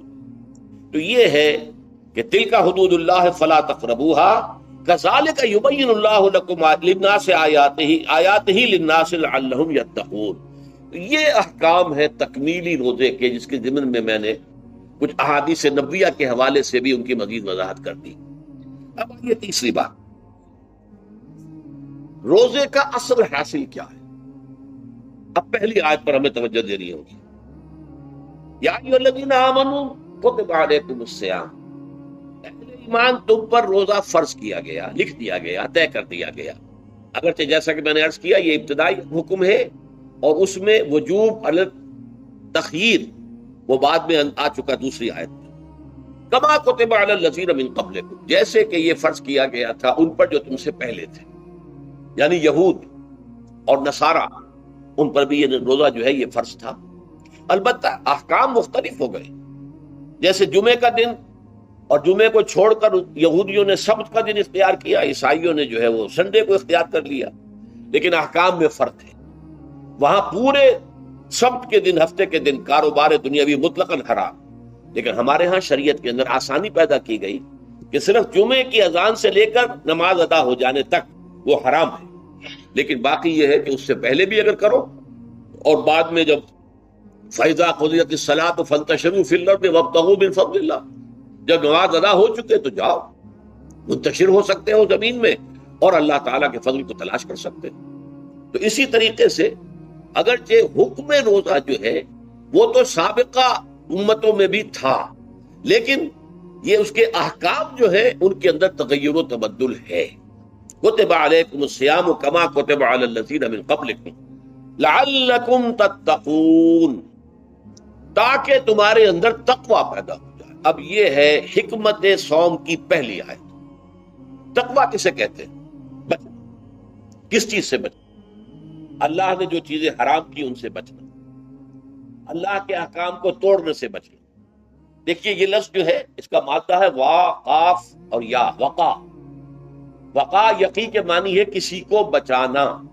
ہم دعا مانگتے وقنا عذاب النار، اے اللہ ہمیں آگ کے عذاب سے بچا دے، لیکن ارتقا بنتا ہے باب افتعال، واو تے میں شامل ہو گئی تو اتقا، اور اسی سے تقوی ہے۔ تقوی کے معنی کیا ہے؟ بچنا، خود بچنا۔ وقا یقی دوسرے کو بچانا، بچنا اللہ کے احکام کو توڑنے سے۔ اللہ کی حرام کردہ چیزوں میں ملوث ہونے سے، اللہ کے غضب سے، غصے سے، اللہ کی ناراضگی سے، اور آخرت میں اللہ کے عذاب سے۔ یہ بچنے کی روش ہے، پوری زندگی میں بھی اس کو جاری رکھو۔ یہ تقویٰ زندگی میں کیا ہوگا؟ اللہ کے احکام کو توڑنے سے بچنا، اللہ کی حرام کردہ چیزوں میں ملوث ہو جانا، ان کا استعمال کرنا، کھانے پینے سے متعلق ہو یا وہ شہوت سے متعلق ہو یا کسی اور چیز سے متعلق ہو، اس سے بچنا۔ اور یہ بچنا جو ہے آخرت میں نتیجہ خیز ہوگا، جہنم سے بچاؤ ہو جائے گا، آگ کے عذاب سے نجات مل جائے گی۔ اچھا، روزے کا اس سے تعلق کیا ہے یہ سمجھ لیجیے۔ دیکھیے، ہمارے گناہوں کا سب سے بڑا سبب ہمارے نفسانی تقاضے ہیں۔ ہم ایک حیوان بھی ہیں، اور حیوان سے برتر بھی کچھ ہے، وہ میں بعد میں عرض کروں گا، لیکن حیوان تو ہے۔ جیسے ہر حیوان کو کچھ خوراک کی ضرورت ہے، ہمیں بھی ضرورت ہے۔ ہر حیوان کو بقائے نسل کا معاملہ جنسی ہے، وہ ہمارا بھی ہے۔ ہر حیوان کو کوئی نہ کوئی سر چھپانے کی جگہ چاہیے، کوئی گھونسلہ ہو، کوئی کھو ہو، کوئی بل ہو، کچھ بھی ہو، اس سے چاہیے آخر۔ اسی طریقے سے ہمارے سارے تقاضے ہیں۔ حیوانات کو بھی آرام چاہیے، ہمیں بھی آرام چاہیے۔ یہ حیوانی تقاضے جو ہیں، جن کو ہم کہیں گے اینیمل انسٹنکٹس، ہمارے وجود کے اندر ہیں یہ، اور ان کا تقاضا ہمارے اندر سے ابھرتا ہے۔ اسی کو اڈ اینڈ لیبیڈو کہا ہے فرائڈ نے۔ جدید نفسیات کا بابا آدم جو ہے وہ فرائڈ ہے، اس نے اسے اڈ اور لب سے تعبیر کیا، اس سے اوپر سیلف کو لایا ہے، اور اس کے بعد جو ہے وہ سپر ایگو ہے۔ تو یہ تین درجے اس نے متعین کیے ہیں، اور میں اس کی دقت نظر، ایکیوٹی آف آبزرویشن کا بہت قائل ہوں۔ اگرچہ نظریات کا جو نتیجہ اس نے نکالا ہے وہ غلط ہے، لیکن ایکویٹی آف آبزرویشن کا قائل ہوں کہ اس نے انسانی شخصیت کے 3 لیولز کو آئیڈینٹیفائی کیا۔ یہی 3 لیولز ہمارے ہاں ہیں، نفس، قلب، روح، یہ 3 لیولز ہیں۔ اس نے کہا اڈ اینڈ لیبیڈو یہ لوسٹ ہے، پھر ایگو، سیلف، پھر سپر ایگو۔ 3 لیول وہ بھی مانتا، اگرچہ ان کی تعبیر اس نے غلط کی ہے، لیکن جہاں تک اڈ اور لیبیڈو کی تعبیر ہے وہ صحیح ہے، وہ حیوانی تقاضے۔ اچھا، ان حیوانی تقاضوں کے بارے میں یہ بات بالکل واضح رہنی چاہیے کہ یہ اندھے بہرے ہیں۔ انہیں صرف اپنی گریٹیفیکیشن، اپنے تسکین سے جو ہے ساری بحث ہے، اس سے کوئی غرض نہیں کہ حلال ذریعے سے ہو، حرام ذریعے سے ہو۔ پیٹ کھانے کو مانگتا ہے بھوک کے اندر، اب آدمی جو ہے حرام کے اندر بھی بیمار بیٹھتا ہے، یہاں تک کہ خود شریعت اجازت دیتی ہے کہ اگر جان پر بن جائے، آدمی جو ہے وہ فاقے سے مر رہا ہو، تو وہ کوئی حرام چیز کھا کر بھی اپنی جان بچا سکتا ہے، لیکن عام حالات میں نہیں۔ لیکن ہو سکتا ہے ہمارا چٹخارا جو ہے وہ حرام کی طرف ہمیں لے جائے۔ کسی کو واقعتاً اللہ نہ کرے کہ سور کے گوشت کا چسکا لگ جائے، وہ اس کے بغیر بچتا ہی نہیں، کھاتا ہے۔ شراب کی عادت ہو گئی، پیتا ہے، یہ نہیں۔ تو ہمارا پیٹ مانگتا ہے، اور اسے اس سے غرض نہیں کہ حلال سے کھایا ہے یا حرام سے کھایا ہے۔ ہماری شہوت اپنی تسکین چاہتی ہے، اسے اس سے غرض نہیں کہ حلال سے یا حرام سے، جائز سے یا ناجائز سے۔ اسی طریقے سے ہمارے تمام تقاضے جو حیوانی ہیں، ایک تو یہ کہ بہت زوردار ہیں، اور چونکہ وہ اندھے بہرے ہیں، لہذا جو قرآن میں کہا گیا ان النفس لامارۃ بالسوء، یہ نفس تو بدی کا حکم دیتا ہی ہے۔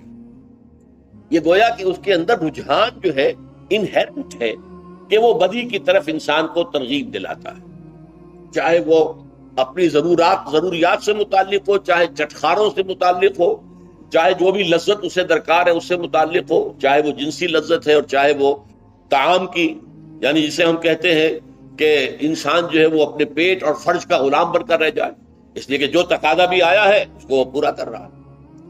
یہ جو کیفیت انسان کی ہے، اس کے لیے ایک مشق جو ہے وہ روزہ فراہم کرتا ہے۔ روزے کے آپ نے 12، 13، 14 گھنٹے کا بھی روزہ ہوتا ہے، بعض جگہوں پر 16، 17 گھنٹے کا روزہ ہوتا ہے۔ اس عرصے میں آپ اپنے نفس کو حلال چیزوں سے بھی روکے رکھتے ہیں۔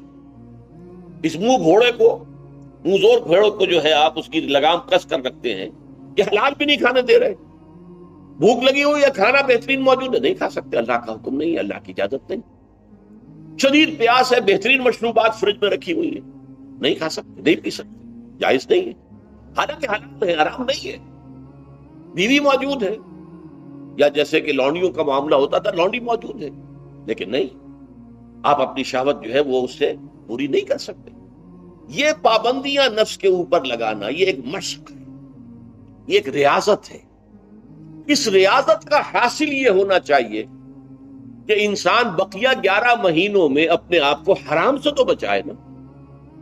یہاں وہ حلال سے رکا ہوا اللہ کے حکم سے، کہ حلال چیز بھی نہیں کھا رہا، دن بھر نہیں پی رہا، دن بھر نہیں اپنی کوئی شہوت پوری کر رہا، دن بھر حلال ذرائع سے بھی، تو اس سے اس کے اندر یہ ایک، اس کو ہم کہیں گے سیلف کنٹرول پیدا ہو جائے، اپنے نفس کو قابو میں کر لے۔ یہ گویا کہ اس کا سب سے پہلا اس روزے کی ریاضت، روزے کی مشق کے حوالے سے یہ اس کی حکمت ہوئی کہ اس سے کے ذریعے سے انسان میں سیلف کنٹرول پیدا ہو رہا ہے، ضبط نفس۔ یہاں پہ تھوڑی سی میں وضاحت کر دوں، رہبانیت کے اندر آپ کو معلوم ہے کہ سیلف اینیہیلیشن، انگریزی الفاظ جو ہیں وہ زیادہ بعض لوگوں کے لیے واضح ہوں گے، نفس کشی، نفس کو کچل دینا، ختم کر دینا، مار دینا، یہ رہبانیت میں ہوتا ہے، اسلام میں نہیں۔ اسلام کا نظام بڑا متوازن ہے۔ ان لنفسک علیک حقا وان لزوجک علیک حقا وان لزورک علیک حقا۔ حضور نے فرمایا دیکھو تمہارے نفس کا بھی تم پر حق ہے، اسے مناسب حد تک آرام دینا بھی تمہارے ذمے ہے، اسے غذا بہم پہنچانا بھی تمہارے ذمے ہے۔ فرق صرف کیا ہے؟ حلال سے ہو، حرام سے نہ ہو۔ اس کی شہوت کو پورا کرنا بھی تمہارے ذمے ہے، فرق صرف کیا ہے؟ جائز راستے سے ہو، حرام سے نہ ہو۔ اس کا نام ضبط نفس ہے، سیلف اینیہیلیشن، نفس کو کچل دینا۔ یہ جو تپسیاں جو ہیں ہندو سادھو کرتے رہے ہیں، اور جو سب سے زیادہ معاملہ جو ہے وہ جو راہب ہوتے تھے حضرت مسیح علیہ السلام کے پیروکاروں میں، انہوں نے تاریخ کے اندر جو مثالیں دی ہیں اس کا جو ہے اندازہ کرنا مشکل ہو جاتا ہے کہ کس درجے وہ لوگ اپنے نفس کو کچل دیتے، جس کا قرآن مجید میں سورہ حدید میں ذکر بھی ہے۔ اکثر لوگ تو پابندی نہیں کر سکتے تھے، اپنے اوپر پابندیاں لگانے کے بعد غلط راستوں پر بھی چل پڑتے تھے، لیکن جو لوگ ان پابندیوں کو نبھاتے تھے وہ کس انتہا تک جاتے تھے۔ کبھی آپ جو ہے ہسٹری آف کرسچن موناسٹسزم پر جو تاریخ کی کتابیں لکھی گئی ان کو پڑھیں تو اندازہ ہو۔ مولانا مودودی نے تفہیم القرآن میں اس کا کچھ حوالے دیے ہیں، اور واقعہ یہ کہ رونگٹے کھڑے ہو جاتے ہیں انسان پر کہ اس درجے میں انہوں نے اپنے نفس کو کچلا تھا۔ ہمارے صوفیہ کے ہاں بھی بعض ایسی روایات صحیح ہیں یا غلط بیان کی جاتی ہیں، لیکن اسلام کا اصل معاملہ کیا ہے؟ توازن، اعتدال۔ تمہارے نفس کا بھی تم پر حق ہے، ان لنفسک علیک حقا، تمہاری بیوی کا بھی تم پر حق ہے، وان لزوجک علیک حقا، اور تمہارا جو بھی کوئی ملاقاتی آئے، کوئی دوست ہے، اس کا بھی زورک علیک حق ہو، زیارت کرنے کے لیے کوئی آیا اس کا بھی حق ہے، ان کے حقوق ادا کرو۔ حضرت عبداللہ ابن عمرو بن العاص رضی اللہ تعالی عنہما صحابہ کرام میں اس اعتبار سے بہت ممیز تھے کہ ان پر عبادت جو ہے، عبادت گزاری کا اتنا غلبہ ہو گیا تھا، ہر روز روزہ رکھتے تھے اور رات کو پوری رات کھڑے رہتے تھے۔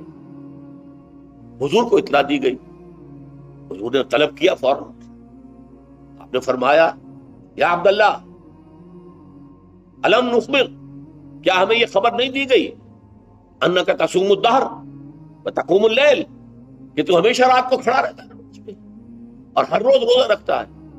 اب ظاہر بات ہے حضور کے حضور میں جھوٹ کیسے بولتے، ویسے بھی جھوٹ بولنے کا سوال نہیں صحابی کے لیے، تو عرض کیا بلا یا رسول اللہ ایسی ہے تو صحیح ہے۔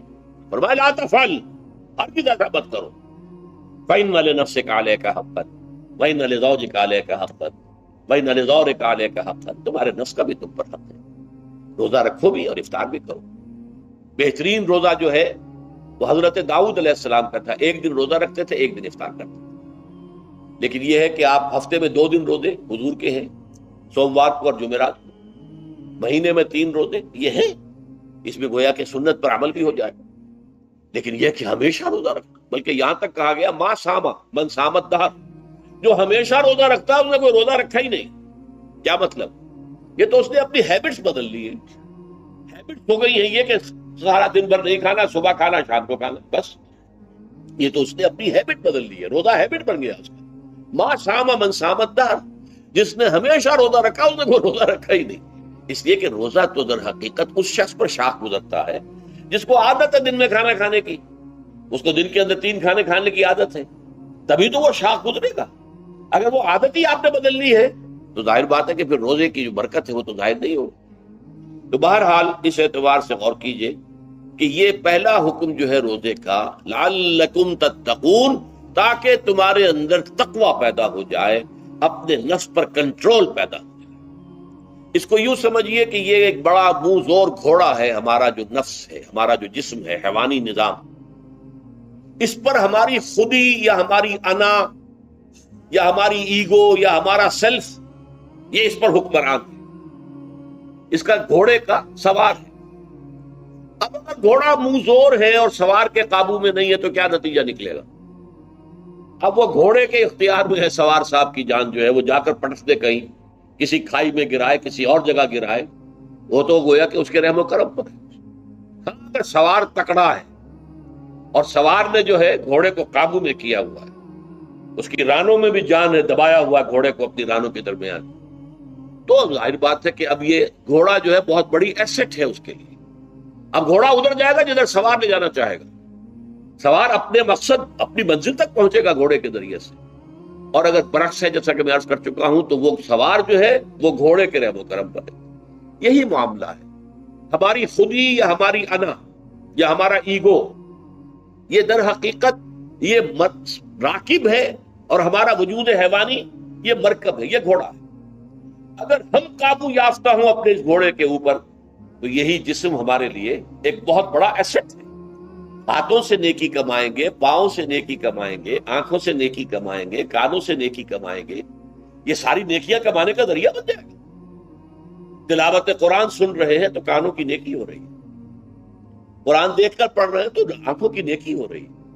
یہ سارے ہمارے اعصاب، ہمارے تمام اعضاء و جوارح نیکی کا ذریعہ ہے۔ لیکن اگر کہیں یہ ہمارا نفس امارہ، ایڈ اور لیبیڈو ہم پر قابو پا لے، تو پھر ہم اس کے رحم و کرم پر ہیں، پھر وہ ہمیں جس کھائی میں چاہے گا گرا دے گا۔ تو اس اعتبار سے روزہ مجرد، ابھی روزے کی بات ہو رہی ہے، وہ روزہ خاص طور پر کہ جس کا حکم پہلے دیا گیا، ایام معدودات، اس کے بارے میں اس کی حکمت، مجرد روزے کی حکمت کیا ہے؟ ضبط نفس۔ اسی ضبط نفس کا دوسرا نام تقویٰ ہے۔ آپ اپنے نفس پر قابو یافتہ ہیں اور پھر اللہ کے سامنے جھک رہے ہیں، یہ ہوئی نا اصل بات۔ آپ اللہ کے سامنے تو جھک رہے ہیں، اے اللہ میں تیری ہی بندگی کرتا ہوں اور کروں گا، نفس پر قابو ہے ہی نہیں، تو آپ کا یہ کہنا محمل ہو جائے گا، نفس کا تقاضا ابھرے گا اور آپ اس کے آگے ہاتھ جوڑ کر کھڑے ہو جائیں گے، تو گویا کہ جو آپ نے کہا تھا ایاک نعبد و ایاک نستعین، اس کی پیروی کرنا، اس کو پورا کرنا، اس کا تقاضا بجا لانا آسان کام نہیں ہے۔ جو بھی گویم مسلمانم بلرزم کہ دانم مشکلات لا ادارہ، جب میں کہتا ہوں کہ میں مسلمان ہوں تو میں مجھ پر کب کب طاری ہوتی ہے، اس لیے کہ مجھے معلوم ہے کہ لا الہ کہنے کا مقصد کیا ہے اور مطلب کیا ہے، اس کے تقاضے کیا ہے۔ تو روزہ مجرد روزے کی غرض و غایت تقویٰ یا ضبط نفس، یعنی سیلف کنٹرول، اور اس سیلف کنٹرول کے ساتھ اپنے پورے وجود کو اللہ کے سامنے جھکا دینا، یہ عبادت ہے۔ اب آئیے، اس عبادت کے لیے، روزے کے لیے رمضان کا مہینہ کیوں منتخب کیا گیا بالآخر؟ پہلے تو وہ ہر مہینے کے 3 دن تھے، بالآخر مستقل تا قیام قیامت اور رمضان کا مہینہ ہے۔ اس کی علت کیا ہے؟ ظاہر بات ہے کہ سارے 12 مہینے اللہ ہی کے ہیں، ہفتے کے سارے دن اللہ ہی کے ہیں، دنوں میں سید الایام جمعے کا دن ہے، مہینوں میں سید الاشہر، یہ جتنے مہینے ہیں ان میں سردار جو ہے مہینوں کا وہ رمضان مبارک ہے۔ کیوں ہے؟ اب آپ پڑھیے تیسری آیت، شہر رمضان الذی انزل فیہ القرآن، رمضان کا مہینہ وہ ہے جس میں قرآن نازل کیا گیا۔ اور اس کی مزید کیا ہے تشریح کہ رمضان ہی میں وہ لیلۃ القدر ہے جس میں قرآن نازل کیا گیا۔ اب یہاں 2 چیزیں علیحدہ علیحدہ سمجھ لیجیے۔ ہمیں معلوم ہے کہ قرآن حضور پر نازل ہوا 32 برس میں، نہیں 22 برس میں، 610 عیسوی سے لے کر اس موضوع پر آج شام کو تقریر ہوگی انشاءاللہ مفصل تعارف قرآن کے ضمن میں، بعد نماز عشاء قرآن اکیڈمی کی مسجد میں، کیونکہ معلوم نہیں کہ آج چاند ہو جائے گا یا نہیں ہو جائے گا، لہذا دورہ ترجمہ قرآن کل سے شروع ہوگا، اور آج جو ہے تعارف قرآن اور سورہ فاتحہ کا کچھ مفہوم میں بیان کروں گا، تاکہ یہ کہ رمضان مبارک کے لیے تمہید ہو جائے۔ پھر اگر چاند ہو گیا تو چھوٹی چھوٹی صورتوں کے ساتھ ہم تراویح مکمل کر لیں گے، ترجمہ قرآن کے ساتھ تراویح کل سے شروع۔ بہرحال اس ضمن میں رمضان کا چناؤ جو ہوا ہے تو یہ ترجیح بلا مرجح نہیں ہے، ایسے ہی نہیں ہے کہ یوں ہی اس کو ترجیح دے دی گئی، اس کی حکمت ہے، غایت ہے، علت ہے، اس کا سبب ہے۔ رمضان کا مہینہ وہ ہے جس میں قرآن نازل کیا گیا، اسی میں وہ لیلۃ القدر ہے جس میں قرآن نازل کیا گیا، اگرچہ ہم جانتے ہیں کہ حضور پر قرآن نازل ہوا ہے 22 برس میں، 610 عیسوی سے 632 تک۔ اس معمے کو کیسے حل کریں گے؟ اس کا حل کیا ہے؟ رمضان مبارک کی ایک شب مبارک لیلۃ القدر میں پورا قرآن لوح محفوظ سے دفعتاً پورا کا پورا سمائے دنیا، پہلا آسمان جو ہے ہمارا، اس کے اوپر نازل کر دیا گیا۔ اس کے لیے لفظ انزلہ، انزلہ ینزل انزالن کے معنی ہے دفعتاً کسی چیز کو اتار دینا، اور نزلہ ینزل تنزیلا کے معنی ہے رفتہ رفتہ درجہ درجہ درجہ درجہ درجہ اتار۔ اعلام، اعلم یعلم اعلاما، کسی شے کو خبردار کر دینا، بتا دینا، بس ہم نے بتا دیا، تم جانو، تمہارا کام۔ تعلیم یہ ہے اس کو درجہ بدرجہ سمجھانا، اس کے دماغ میں اتارنا، دیکھنا کہ اتنی بات سمجھ گیا تو اگلی بات سمجھانا، یہ سمجھ میں آ گئی تو اگلی بات، تعلیم اس کو کہتے ہیں۔ تو انزال دفعتاً اتار دینا، تنزیل رفتہ رفتہ تدریجاً تھوڑا تھوڑا کر کے اتارنا۔ تو حضور پر تنزیل ہوئی ہے، فَإِنَّهُ نَزَّلَهُ عَلَىٰ قَلْبِكَ، جبرائیل نے اس قرآن کو تھوڑا تھوڑا تھوڑا تھوڑا کر کے، نزلناہ تنزیلا، رتلناہ ترتیلا، ہم نے تھوڑا تھوڑا کر کے اتارا۔ لیکن لیلۃ القدر میں جو ماہ رمضان مبارک کی شب ہے آخری عشرے کی، اس میں پورا قرآن اتار دیا گیا تھا لوح محفوظ سے سمائے دنیا تک۔ شہر رمضان الذی انزل فیہ القرآن ھدی للناس وبینات من الہدی والفرقان۔ یہ قرآن کیا ہے، کیا بنا کر نازل کیا گیا؟ یہ حال ہے، یہ لوگوں کے لیے، پوری نوع انسانی کے لیے ہدایت ہے، اور یہ ہدایت بینات کی شکل میں آئی، واضح تعلیمات جن میں کوئی شک و شبہ کی گنجائش نہیں، از خود روشن۔ بینہ اسے کہتے ہیں وہ شے جو از خود روشن ہو، جس کو ہم کہتے ہیں کہ آفتاب آمد، دلیل آفتاب۔ جب سورج طلوع ہو گیا تو اپنے وجود پر وہ خود دلیل ہے، اسے کسی اور دلیل سے ثابت کرنے کی ضرورت نہیں، از خود واضح۔ تو بینات من الہدی، جو قرآن کی بنیادی ہدایت ہے وہ بینات پر مشتمل ہے، واضح چیز ہے، جو انسان کے لیے، اس کی فطرت کے لیے جانی پہچانی چیزیں، یہ کوئی باہر کی چیز نہیں آ رہی ہے، اس کے قلب کی گہرائیوں کے اندر یہ سب کچھ موجود ہے، اور اس کی گواہی اس کے قلب کی گہرائیوں سے نکلتی ہے کہ ہاں، دیکھنا تقریر کی لذت کے جو اس نے کہا، میں نے یہ جانا کہ گویا یہی میرے دل میں ہے، اس نے تو میرے اپنی فطرت کی ترجمانی کی ہے۔ والفرقان، بینات من الہدی والفرقان، یہ بینات کا اطلاق فرقان پر بھی ہو رہا ہے، حق و باطل کے اندر فرق کر دینے والی شے۔ بین صورت میں یہ حق ہے، یہ باطل ہے، یہ جائز ہے، یہ ناجائز، یہ غلط ہے، یہ صحیح ہے۔ یہ ہے قرآن مجید کی عظمت کا بیان۔ ویسے تو عظمت قرآن مجید کے اندر بہت سے مقامات پر آئی ہے اور بڑے ہی پرشکو انداز میں بھی آئی ہے، لیکن یہ اس وقت موقع نہیں ہے اس میں جانے کا۔ یہاں جو قرآن کا تعارف کرایا گیا، ھدی للناس وبینات من الہدی والفرقان، اور یہ رمضان میں نازل کیا گیا، لہذا رمضان کا مہینہ جو ہے اس عبادت کے لیے خاص اور مختص کر لیا گیا۔ فمن شہد منکم الشہر فلیصم، تو جو کوئی بھی تم میں سے اس مہینے کو پائے یا اس میں مقیم ہو، وہ لازماً روزہ رکھے۔ میں بیان کر چکا ہوں، یہ وجوب علی العین ہے، اس کے اندر اب اختیار نہیں ہے، لیکن یہ کہ اگر من کان منکم مریضا او علی سفر فعدۃ من ایام اخر۔ اب دیکھیے، یہ جو رمضان مبارک کو منتخب کیا گیا جو نزول قرآن کا مہینہ ہے، تو اس میں ایک دوہرا پروگرام رکھ دیا گیا ہے جو قرآن مجید میں تو واضح طور پر نہیں کہا گیا، اس لیے کہ اگر قرآن میں اس طور سے آ جاتا تو فرض ہو جاتا، اسے تتبعاً رکھا گیا ہے، لہذا اس کا ذکر قرآن میں نہیں ملے گا۔ موجود ہے کہ جب اس مہینے کو چنا ہی اس لیے گیا ہے کہ یہ نزول قرآن کا مہینہ ہے، لہذا اس کے لیے جو ہم نے پڑھا تھا وہ خطبہ، وہ اس کو پلٹ لیجئے۔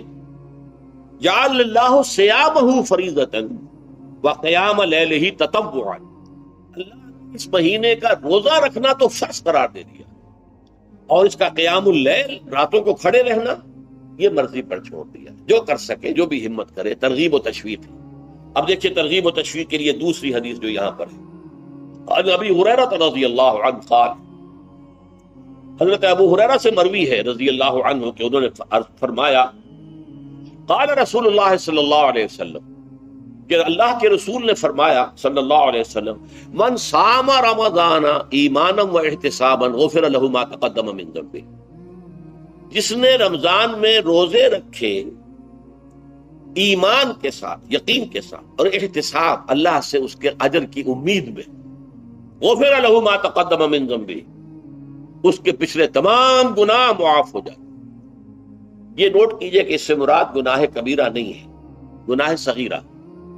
گناہ کبیرہ کے لیے توبہ شرط ہے، گناہ صغیرہ جو ہے وہ ان چیزوں سے دھل جاتی ہے۔ لیکن اب دیکھیے ومن قام رمضان ایمانا و احتسابا، اور جو کوئی کھڑا رہا رمضان میں یعنی قیام اللیل ایمان اور احتساب کے ساتھ، غفر له ما تقدم من ذنبه۔ اب تیسری بات ومن قام لیلۃ القدر ایمانا و احتسابا، اور جو کھڑا رہا قیام اللیل جس نے کیا ہے لیلۃ القدر میں ایمان اور احتساب کے ساتھ، غفر له ما تقدم من ذنبه، متفق علیہ۔ یہ حدیث بخاری اور مسلم دونوں کی۔ اب یہاں جو بات میں چاہتا ہوں کہ آپ پر واضح ہو جائے، اس حدیث میں دونوں چیزوں کو پیرلل لایا گیا، من قام رمضان من صام رمضان، پیرلل، بالکل متوازی، ہم وزن اعتبار سے، من صام رمضان ایمانا و احتسابا غفر له ما تقدم من ذنبه، من قام رمضان ایمانا و احتسابا غفر له ما تقدم من ذنبه۔ اب سوال پیدا ہوتا ہے قیام اللیل سے مراد کیا ہے؟ یہاں پہ میں تراویح کی کا جو پس منظر ہے وہ بیان کر دینا چاہتا ہوں۔ دیکھیے جیسا کہ ہم نے خطبے میں بھی دیکھ لیا، اللہ نے قیام اللیل جو ہے اسے فرض نہیں ٹھہرایا تطوع، قرآن مجید میں بھی اس کا کوئی ذکر نہیں، احادیث میں اس کی تشویق و ترغیب پوری موجود ہے۔ ایک اور حدیث بھی ہم بعد میں پڑھیں گے اس پر۔ اس کا پس منظر کیا تھا کہ اس کو چھوڑ دیا گیا۔ اب ظاہر بات ہے مسلمانوں میں کمزور بھی ہیں، مسلمانوں میں وہ مزدوری کرنے والے بھی ہیں، روزہ تو فرض ہے ان پر، چاہے مئی کا مہینہ ہے اور گندم کاٹنی ہے، روزہ تو پھر بھی رکھنا ہوگا، یہ سب کچھ۔ لیکن یہ کہ رات کو پھر کھڑے رہنا ان کے لیے، جاگنا ممکن نہیں، لہذا ان کے اوپر یہ چیز فرض نہیں۔ حضور نے تراویح کی نماز یا قیام اللیل نہ اسے فرض قرار دیا، نہ اس کے باجماعت کوئی اہتمام کیا مستقل، صرف 3 راتیں آپ نے جماعت کروائی ہے، اس میں 8 رکعتیں آپ نے پڑھی ہیں کہ جو آپ کا معمول تھا تہجد کا وہ پڑھی، اور تہجد کے وقت ہی جماعت کرائیے۔ یہ ہے وہ حدیث۔ اس کے علاوہ کسی نماز تراویح جو ہے جو ہم پڑھتے ہیں 20 رکعتیں عشاء کے ساتھ متصل، اس کا کوئی ذکر نہ دور نبوی میں ہے نہ دور صدیق اکبر میں ہے۔ یہ دور حضرت عمر کی خلافت میں ہوا ہے، اور ہم نہیں کہہ سکتے کتنے سال کے بعد ہوا ہے۔ حضرت عمر رضی اللہ تعالیٰ عنہ کی خلافت کا دور جو ہے وہ تو 10 برس ہے، ہو سکتا ہے 5 برس کے بعد ہوا ہو، 6 برس کے بعد ہوا ہو، 12 ہوا ہے ان کے عہد۔ حضرت عمر ایک مرتبہ مسجد میں داخل ہوئے، مسجد نبوی میں، تو دیکھا کہ کچھ لوگ 8 10 12 جو ہے وہ ایک جو ہے حافظ کے پیچھے کھڑے ہوئے اور قرآن سن رہے ہیں، کچھ دوسرے کونے میں کھڑے ہیں، کچھ کہیں اور کھڑے ہیں، مختلف جماعتیں ہو رہی ہیں۔ تو انہوں نے سوچا کہ کیوں نہ ان سب کو ایک امام کے پیچھے جمع کر دیا جائے، اور اس کے لیے لوگوں کی سہولت کے لیے عشاء کے ساتھ متصل رکھ دیا جائے، اس لیے کہ تہجد کے وقت اٹھنا جو ہے وہ تو ہر کس و ناقص کا کام نہیں ہے، کہ عشاء کے بعد اگر تھوڑا سا اضافی وقت ہو صرف، تو یہ ہر شخص کر لے گا، مزدور بھی کر لے گا۔ لہذا آپ نے یہ نظام تجویز فرمایا کہ عشاء کے متصلاً بعد 20 رکعت نماز پڑھی جائے اور ایک امام کے پیچھے پڑھی جائے۔ یہ گویا کہ اجتہاد ہے حضرت عمر رضی اللہ تعالی عنہ، اس کو آپ نے خود بدعت بھی قرار دیا، لیکن بدعت حسنہ۔ بدعت کس اعتبار سے؟ لغوی اعتبار سے، نئی بات، اس لیے کہ حضور کے زمانے میں نہیں تھی، تو یہ اس طریقے سے ایک نئی بات ہے۔ لیکن یہ بات کیونکہ بہت اچھی ہے، بہت عمدہ ہے، آپ جب یہ نظام چل پڑا تو ایک دن مسجد میں آئے، دیکھا کہ بڑی بھری مسجد ہے، صحابہ کھڑے ہیں اور ایک امام کے پیچھے قرآن سن رہے ہیں۔ آپ نے فرمایا نعم البدعۃ ھذہ، یہ جو ہم نے نئی بات شروع کی ہے یہ بہت اچھی ہے، بہت عمدہ ہے۔ اب یہاں سے فرق واقع ہو گیا ہے۔ ایک تو اہل تشیع جو ہے وہ تو ویسے ہی حضرت عمر سے بہت دشمنی رکھتے ہیں، عناد رکھتے ہیں، تو حضرت عمر کے اجتہادات سے انہیں نفرت ہے، انہیں دوری ہے۔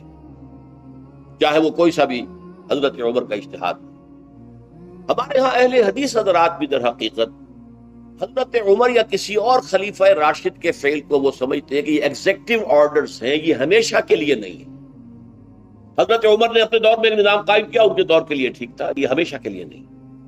ہمیشہ کے لیے وہ 8 ہی رکعتوں کے قائل ہیں، وہ تہجد والے. لیکن اس میں بہرحال انہوں نے بھی خود یہ اضافہ کیا ہے کہ وہ 8 رکعتیں وہ عشاء کے ساتھ متصل پڑھتے ہیں، تہجد کے وقت تو نہیں پڑھتے. اور حضور نے تو صرف 3 روز جو ہے وہ کرائی تھی جماعت، وہ لوگ 30 دن یا 29 دن پڑھ رہے ہیں، تو اضافہ تو انہوں نے بھی کر دیا، تو نظام میں تبدیلی تو ہو گئی. لیکن اہل سنت جو کہلاتے ہیں، ہمارے جو 4 جو ہیں، جو ہمارے مسلک ہیں، حنفی، مالکی، شافعی، حنبلی، ان کا اتفاق ہے اس پر حضرت عمر کا، کیونکہ ان کے سامنے اصول یہ ہے کہ حضور نے فرمایا علیکم بسنتی وسنت الخلفاء الراشدین المہدیین، تم پر لازم ہے کہ میری سنت کو پکڑو مضبوطی کے ساتھ، اور میرے خلفاء راشدین مہدیین جو ہیں ان کی سنت کو پکڑو. اس اصول سے یہ چاروں فقہیں جو ہیں حضرت عمر کے اجتہادات جو ہیں ان کو بھی پابندی سمجھتے ہیں کہ تمام عمر کے لیے قیامت تک کے لیے امت مسلمہ پر ان کی پیروی لازم ہے. لہذا اس پہ اجماع ہے. اور یہاں تک کہ یہ سب سے آخری جو اس میں مسلک پیدا ہوا ہے زمانی اعتبار سے، سب سے پہلے مسلک جو ہے حنفی پیدا ہوا، پھر مالکی پیدا ہوا، پھر شافعی پیدا ہوا، اور پھر حنبلی آخری. اور امام احمد ابن حنبل بہت بڑے محدث بھی ہیں. مسند احمد ابن حنبل جو ہے وہ بہت بڑی کتاب ہے، بہت اہم کتاب ہے، جامع کتاب ہے. تو ان کے ہاں بھی 20 رکعتیں ہیں. چنانچہ حرمین شریفین میں، سعودی عرب میں، مکے اور مدینہ منورہ میں جو نماز تراویح ہوتی ہے اس کی 20 رکعتیں ہیں. لیکن اہل حدیث حضرات جو ہیں وہ اس 8 کے اوپر اتفاق کرتے ہیں. بہرحال یہ ایک اختلاف ہے جو میں نے اس کا پس منظر بیان کر دیا. لیکن اس 20 رکعت نماز سے ادا کرنے سے، جو کہ زیادہ سے زیادہ 50 منٹ یا 1 گھنٹہ لگتا ہے، اس سے وہ قیام اللیل کا حق ادا نہیں ہوتا. قیام اللیل کا تو کچھ اور تقاضا ہے. قیام کسے کہتے ہیں؟ یہ سورہ مزمل سے واضح ہوتا ہے. یا ایھا المزمل قم اللیل الا قلیلا نصفہ او انقص منہ قلیلا او زد علیہ ورتل القرآن ترتیلا. آدھی رات یا آدھی رات سے کچھ کم، یعنی تہائی رات، یا آدھی رات سے کچھ زائد، 2/3 رات، یہ ہے قیام اللیل. چنانچہ سورہ مزمل ہی کی آخری آیت جو دوسرا رکوع مشتمل ہے جس پر، اس میں صاف کہہ دیا گیا ان ربک یعلم انک تقوم ادنی من ثلثی اللیل ونصفہ وثلثہ وطائفۃ من الذین معک. اے اللہ کے نبی، اللہ خوب واقف ہے کہ آپ بھی اور آپ کے ساتھ ایک جماعت بھی رات کو کھڑی رہتی ہے، 2/3 رات یا آدھی رات یا 1/3 رات. تو یہ سارا معاملہ جو ہے قیام اللیل کا، گویا کہ کم سے کم 1/3 رات پر اس کا اطلاق ہو سکے گا، یہ نہیں کہ 1 گھنٹے. اور کس کے ذمن میں دیکھیے حدیث پڑھیے. تیسری حدیث ہے عن عبداللہ ابن عمرو ابن العاص رضی اللہ تعالی عنہ. یہ وہی عبداللہ ابن عمرو ہے جن کی میں نے آپ کو حدیث پہلے سنائی ہے. یہ ساری رات کھڑے رہتے تھے، پوری رات، اور ہر روز روزہ رکھتے تھے، جس پر حضور نے منع کیا، لا تفعل، مت کرو ایسا. رضی اللہ عنہما، یہ خود بھی صحابی ہیں اور ان کے والد عمرو بن العاص بھی صحابی ہیں. ان رسول اللہ صلی اللہ علیہ وسلم قال، کہ اللہ کے رسول صلی اللہ علیہ وسلم نے فرمایا الصیام والقرآن یشفعان للعبد. روزہ اور قرآن بندے کے حق میں شفاعت کریں گے. یقول الصیام، روزہ یہ عرض کرے گا اللہ کی جناب میں، اے رب پروردگار، انی منعتہ الطعام والشہوات بالنہار، میں نے تیرے اس بندے کو دن کے دوران کھانے پینے سے اور اپنی شہوت کا تقاضا پورا کرنے سے روکے رکھا، یہ میری وجہ سے روکا رہا، تو میری شفاعت اس کے حق میں قبول فرما. فشفعنی فیہ، میری شفاعت اس کے حق میں قبول فرما. ویقول القرآن، قرآن کیا کہے گا؟ منعتہ النوم باللیل، میں نے اسے رات کے وقت سونے سے، نیند سے روکے رکھا. فشفعنی فیہ، تو اس کے حق میں میری شفاعت قبول فرما. حضور فرماتے ہیں فیشفعان، ان دونوں کی شفاعت قبول کی جائے گی. یہ ہے قیام اللیل. یہ قیام اللیل صرف تراویح کی نماز سے جو پڑھ لی جاتی ہے، اور ہمارے ہاں تو یہ ہے، وہاں کم سے کم یہ تو تھا، صحابہ کرام کھڑے ہوتے تھے تو جو قاری پڑھ رہا ہوتا تھا وہ ان کے دل میں اترتا جاتا تھا، اس کا مضمون اور مفہوم جو ہے ان کو معلوم ہے. لہذا وہ تو وہ اس کی زبان سے نکلا ہوا ہر لفظ ان کے قلب کی گہرائیوں تک اتر رہا ہے۔ یہاں تو یہ ہے پیرٹ لائک حافظ ہے، اسے خود پتہ نہیں میں کیا پڑھ رہا ہوں۔ اکثر حفاظ جو ہیں وہ عالم تو نہیں ہوتے، اور جو سن رہے ہیں انہیں کچھ پتہ نہیں ہم نے کیا سنا ہے۔ تو ٹھیک ہے، کم سے کم ثواب تو انہیں ملے گا کہ انہوں نے وقت نکالا ہے، 1 گھنٹہ ہی اضافی صحیح، لیکن بہرحال اس کا وقت تو انہوں نے نکالا ہے، محنت کی ہے، کھڑے رہے ہیں، ثواب ملے گا۔ لیکن جو مقصد ہے وہ حاصل نہیں ہوتا۔ اس مقصد کے حصول کے لیے اول تو قیام اللیل کی کم سے کم مدت 1/3۔ اگر کوئی شخص فرض کیجئے کہ اس کے ہاں کوئی اور انتظام نہیں ہے، جیسا کہ ہمارے ہاں ہم نے انتظام کیا ہے، بڑے بڑے شہروں میں دورہ ترجمہ قرآن، اس میں ہمیں 5 گھنٹے لگ جاتے ہیں، نصف شب کے قریب جو ہے معاملہ ہو جاتا۔ اس میں کیا ہوتا ہے کہ ہر 4 رکعت سے پہلے جو اس کے اندر پڑھا جانا ہے حصہ قرآن کا، اس کا پہلے ہم مطالعہ کرتے ہیں بیٹھ کر، ترجمہ اور کچھ موٹے موٹے نکات کی جو ہے وضاحت، پھر کھڑے ہو گئے اور قاری صاحب کے پیچھے 4 رکعتوں کے اندر وہ 4 رکوع یا جتنے بھی ہیں پڑھ لی، سن لی، پھر بیٹھ گئے 4 کے بعد پھر اگلی 4 رکعتوں کے اندر جو کچھ پڑھا جانے والا ہے اس کا ترجمہ، اس کی تفہیم ہو گئی، پھر کھڑے ہو گئے، پھر سن لیا۔ اس طریقے سے 5-6 گھنٹے میں تراویح ختم ہوئی، تو تراویح بھی ہو گئی، حضرت عمر کے اجتہاد پر عمل بھی ہو گیا، 20 تراویح ہو گئی، لیکن یہ ہے کہ اس کے ساتھ جو اصل غرض و غایت ہے قیام اللیل کی وہ بھی حاصل۔ یہ ہم نے 17 سال پہلے شروع کیا تھا یا 18 سال پہلے، اور وہ انشاءاللہ اللہ کے فضل و کرم سے اب چل رہا ہے، بڑے بڑے شہروں میں ہو رہا ہے۔ لاہور میں جن مقامات پر ہو رہا ہے وہ تازہ جو ندائے خلافت ہے اس کے اندر آپ اس کی فہرست دیکھ لیں۔ کراچی میں تو اس سے غالباً 3 گنا مقامات کے اوپر وہ کام ہو رہا ہے، اور دوسرے شہروں میں بھی ہو رہا ہے۔ تو اس سے در حقیقت وہ غرض و غایت، وہ حکمت جو ہے پوری ہوتی ہے کہ یہ دونوں چیزیں پیرلل ہیں۔ من صام رمضان ایمانا واحتسابا غفر له ما تقدم من ذنبه ومن قام رمضان ایمانا واحتسابا غفر له ما تقدم من ذنبه۔ تو صیام اور قیام جو ہے ان دونوں کا حق ادا ہو جاتا ہے۔ تو یہ ہے شہر رمضان الذی انزل فیہ القرآن هدی للناس وبینات من الہدی والفرقان فمن شہد منکم الشہر فلیصم ومن كان مريضا او على سفر فعدة من ايام اخر يريد الله بكم اليسر ولا يريد بكم العسر ولتكملوا العدة ولتكبروا الله على ما هداكم ولعلكم تشكرون۔ اب جو آخری لفظ ہے لعلكم تشكرون، اب اس کی وضاحت سمجھیں۔ اور رمضان کے یہ 2 پروگرام جب پیرلل ہو جائیں گے، جب دونوں کی پابندی کی جائے گی، تو اس کا حاصل کیا ہے؟ اس بات کو سمجھنے کے لیے سب سے پہلے آپ اس کو سمجھیے کہ جسے ہم خودی کہہ رہے تھے، جسے ہم سیلف کہہ رہے تھے، اپنی انا کو مضبوط کرنا، سیلف کنٹرول، ایگو جو ہے وہ پوری طرح قابو یافتہ ہو اڈ اور لیبیڈو پر، اصل میں اس سے مراد کیا ہے؟ اس پر میں نے تفصیل سے بحث کی ہے عظمت صوم نامی اپنے کتابچے میں۔ ویسے یہ ہے کہ وہ مشکل ہے، ذرا فلسفیانہ اس کا انداز ہے، لیکن یہ ہے کہ وہی باتیں آسان الفاظ میں جو دوسرا کتاب چاہے عظمت سیام و قیام رمضان مبارک، وہ آسان ہے، اگرچہ یہ دونوں بہت ہی محدود تعداد میں ہمارے پاس ہیں، لیکن یہ کہ میں نے ذکر کر دیا، جو حضرات لینا چاہیں وہ لے لیں۔ لیکن یہ ہے کہ اس میں اصل پس منظر کیا ہے؟ دیکھیے، ہمارا جو وجود ہے انسان کا، یہ کمپوزٹ ہے، مرکب ہے۔ ہمارے 2 وجود ہیں جو جوڑ دیے گئے، کیسے جوڑ دیے گئے ہم نہیں جانتے، لیکن ہے 2 وجود۔ ایک وجود حیوانی ہے،